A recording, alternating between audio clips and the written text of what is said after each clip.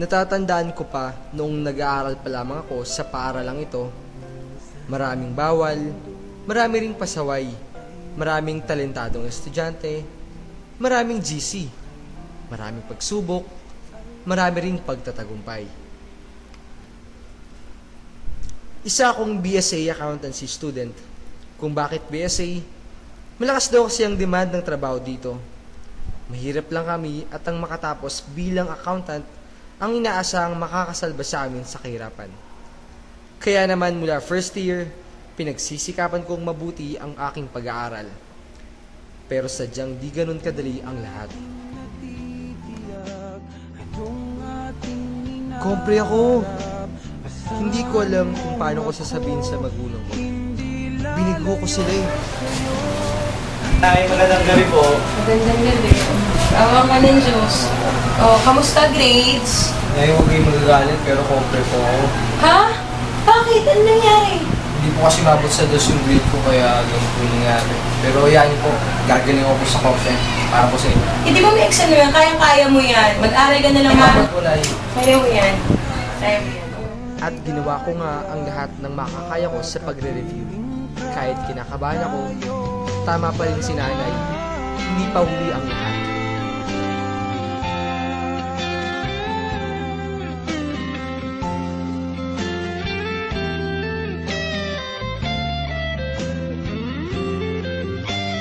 Minsan ay kailangan pa lumuha ka at magdusa bago madama sa puso ang saya.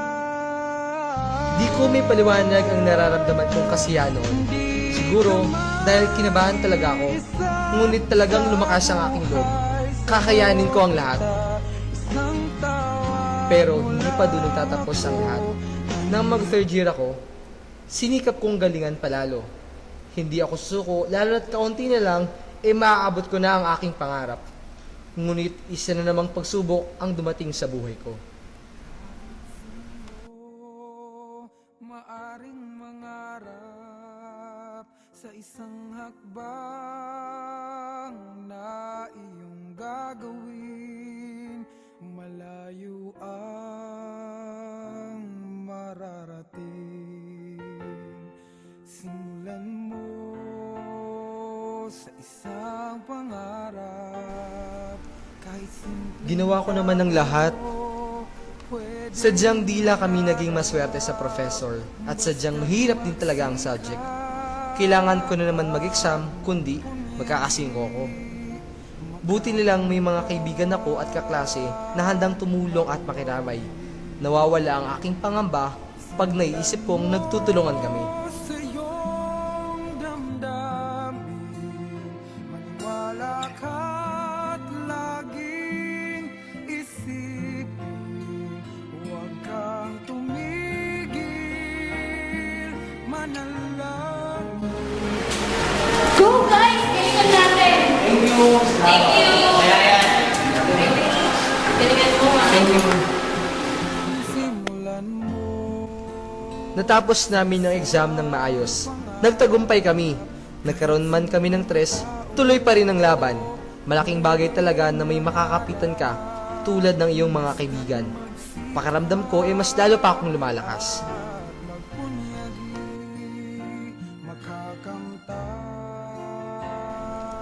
At nagpatuloy ang pagiging buhay BSA student ko. Minsan, dumarating din ang mga araw na kinakapos ang aking pantustos. Bayad nyo, practice. Hala! Ngayon na ba yan? Oo. Paano yan? Blessing, bayaran mo muna yung practice set ko. Pabayaran ko sa'yo bukas. Salamat. Sadya rin napakadami ng aking mga binabayaran. Ngunit tuloy-tuloy pa rin ang pagsusunog ng aking kilay at pagbuo ng aking mga pangarap. Naging aktibo rin ako sa pagsasayaw at iba pang mga gawain. Mas napalapit ako sa aking mga kaibigan at aking mga kaklase, maging sa iba kong mga kabatchmate. At siyempre, umibig din ako. Bessie, ganda talaga ni Miray, no? Ito naman kasi kung saan ka pa nilagin.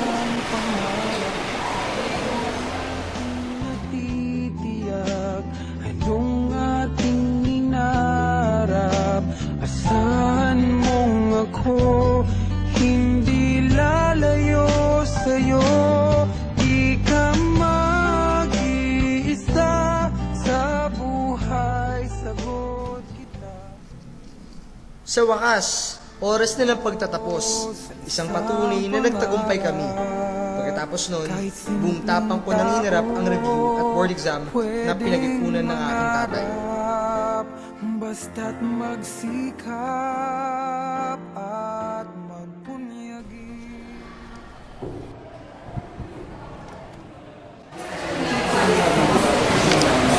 So class, let's proceed to our topic this morning. So now we are about to discuss Philippine business transfer and taxes. It's all about excise tax, which encompasses Sir, excuse. national tax, progressive tax. Class, for a while.